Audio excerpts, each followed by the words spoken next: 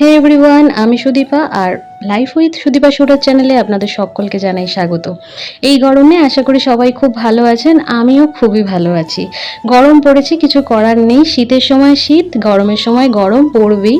তো যাই হোক, আজকে সকালের কাজ আমি অলরেডি শুরু করে দিয়েছি। আমার বাড়িতে ছোট্ট একটা বাচ্চা আছে, তার জন্য প্রায়ই আমাকে বিছানার চাদরটা চেঞ্জ করতেই হয়। এদিকে সেই সময় আমার বাড়ি থেকে ফোন এসেছিল, আর ফোন নিয়ে তো বসে কথা বলা এখন যাবে না, কারণ এমনি অনেক বেলা হয়ে গেছে, সেজন্য কানে ফোনটা নিয়েই হাত চালাতে হচ্ছে।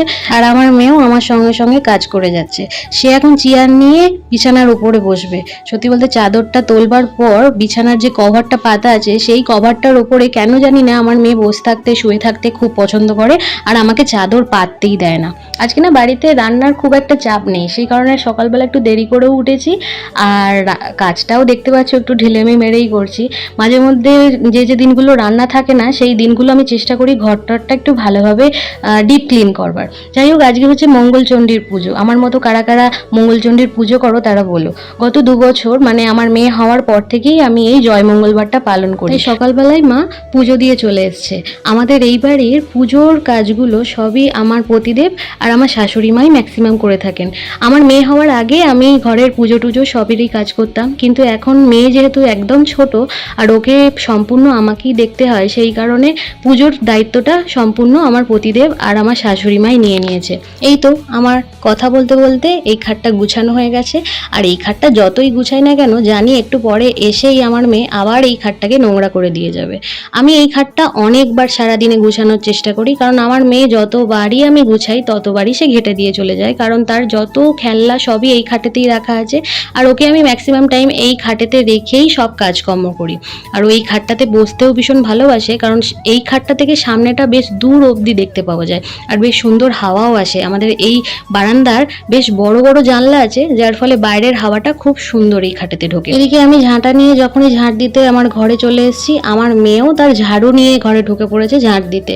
ওনার পাকামোটা একটুখানি দেখুন। আমি এইমাত্র চেয়ারটা সরিয়ে ওখানটা ঝাঁট দিয়েছি, সেই কারণে উনিও চেয়ারটা সরিয়ে একটু ঝাঁটাটা বুলিয়ে নিয়ে আবার চেয়ারটা ওখানে ঢুকিয়ে দিচ্ছে। আমি ছোট থেকেই আমার মেয়ের ক্ষেত্রে একটা জিনিস দেখেছি, ও ভীষণ পরিপাটি। আমি কিন্তু এত পরিপাটি নই। ও যেখানকার জিনিস সেখানেই আবার রেখে দেয়। ও না অনেকটা আমার এবাড়ির শাশুড়ি মার মতো। ও ম্যাক্সিমাম টাইম অনেক সময় এবাড়ির শাশুড়ি মার কাছেই থাকে, তো সেই কারণে এবাড়ির মাকে ও ভীষণ পরিমাণে ফলো করে। এবাড়ির মাও ভীষণ গুছানো, তো ওইটা ওর মধ্যেও এসছে, যেটা আমার খুব ভালো লাগে। দেখবেন এই বয়সী বাচ্চারা যেটাই দেখে সেটাই করবার চেষ্টা করে। আর আমার মেয়ের ক্ষেত্রে আমি দেখেছি, আমি আমার মেয়েকে বহুদিন আগে কোনো জিনিস শেখালে সেটা ও ভীষণ পরিমাণে মাথায় রেখে দেয়, আর পরবর্তীকালে ও সেটা হঠাৎ করে একদিন করে। তো ছোট থেকেই বাচ্চারা ভালো পরিবেশ পেলে ভালোই মানুষ হয়, কিন্তু জানি না আমি আমার মেয়েকে কতটা ভালোভাবে মানুষ করতে পারবো, কিন্তু চেষ্টা করি সবাই মিলে ওকে ভালো মানুষ তৈরি করার। এই তো জামা কাপড়গুলো তুলে নিয়ে ওপরে চলে আসছি, কিন্তু রোদ্দুর থেকে জামা কাপড় তুলতে গিয়ে আমার যে কি অবস্থা সে আর আপনাদের কি বলবো।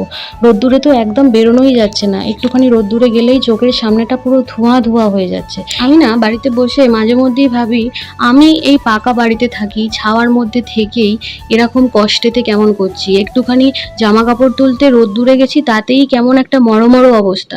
তাহলে যারা মাঠে কাজ করে, যারা কর্পোরেট চাকরি করে, যাদের সব সময় রোদ্দুরের মধ্যেই ঘোরাঘুরি করতে হয়, তাহলে তারা কত কষ্ট করে। আমার বাপিও যেহেতু একটা বেসরকারি ফার্মে চাকরি করে, তাই জানি বাপিকে কতটা কষ্ট করতে হয়, তাই জন্যই এই কথাগুলো বলা। যাই হোক, যে যার কাজ করতেই হবে। এই মুহূর্তে আমার ঘরটা মুছে নিতে হবে, কারণ এর পরে আর ভালো লাগবে না। আমি না সবসময় চেষ্টা করি টানা একবারে কাজ মিটিয়ে নেওয়ার, তারপরে যদি আমি বসে পড়ি না, তারপরে আর কাজ করতে ভালো লাগে না। এদিকে আমি জল ছাড়া এখন কিছুই বুঝতে পারছি না। এই গরমের মধ্যে সকালবেলা সত্যি কথা আমার কিচ্ছু খেতে ভালো লাগে না, সেই কারণে আমি ইদানিং একটু জল থেরাপি শুরু করেছি। সকাল থেকে বেশ অনেক রকমের জল আমি খাই, কোনোদিনও যদি টাইম পাই তাহলে আপনাদের দেখাবো আমি সকাল থেকে কি কি জল খাই। এদিকে আমি চান করে একদম ফ্রেশ হয়ে বেরিয়ে পড়লাম, কারণ এত কাজ করবার পর চান না করে নিচে যাওয়ার সাহস আমার হচ্ছিল না। এর আগে যখন আমি জামা কাপড় তুলতে নিচে গেছিলাম, তখন গিয়ে দেখে এলাম মা অলরেডি ভাত বসিয়ে দিয়েছে, তার সাথে আলু সিদ্ধও করা হয়ে গেছে। আমাদের বাড়িতে যখনই নিরামিষ হয় তখন ম্যাক্সিমাম দিনই উপোসের দিনগুলোয় আমি আর মা শুধু ভাত খাই না, বাকি সবাই সবাই ম্যাক্সিমাম ভাত খায়। এই তো আমি এবার একটুখানি স্কিন কেয়ার করে নিচ্ছি, চান টান করে একটু স্কিন কেয়ার করতে বেশ ভালো লাগে।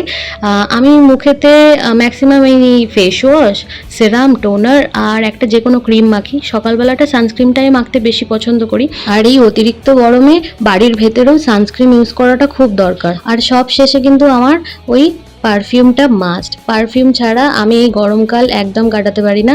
বাড়িতে যেহেতু সবসময়ই টুকটাক কাজ করতেই থাকি, ঠিক আছে, গরমের মধ্যে, তাই জন্য আমি চেষ্টা করি পারফিউমটা একটু বেশি ইউজ করার।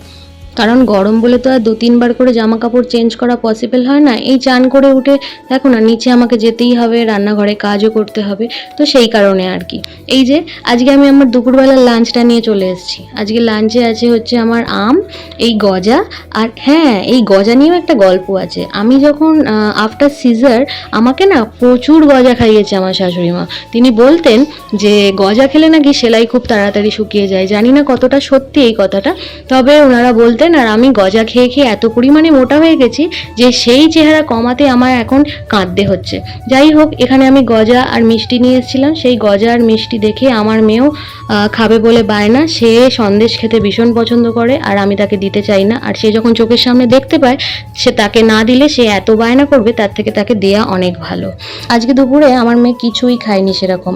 এই গরমে খুব একটা ও ভারী খাবার খেতে চাইছে না, সেই কারণে আজকে ও যেটাই খাচ্ছে তাতেই ওকে আমি খেতে দিচ্ছি, খুব একটা ওকে জোর জবরদস্তি করছি না। আর আজকে দুপুরবেলা আমি আমার হাজবেন্ডকে যেটা দেবো সেটা হচ্ছে পান্তা ভাত। এর আগের দিন যেদিন আমি পান্তা ভাত খেয়েছিলাম সেদিন আমার পতিদেব এত লোভ দিয়েছিল, তাই কাল থেকেই ভেবে রেখে দিয়েছিলাম আজকে ওকে পান্তা ভাতই খাওয়াবো। তাই কালকে একটু ভাত তুলে রেখেছিলাম জল ঢেলে, আর আজকে সেটাই পান্তা ভাত করে ওকে দিয়ে দিয়েছি।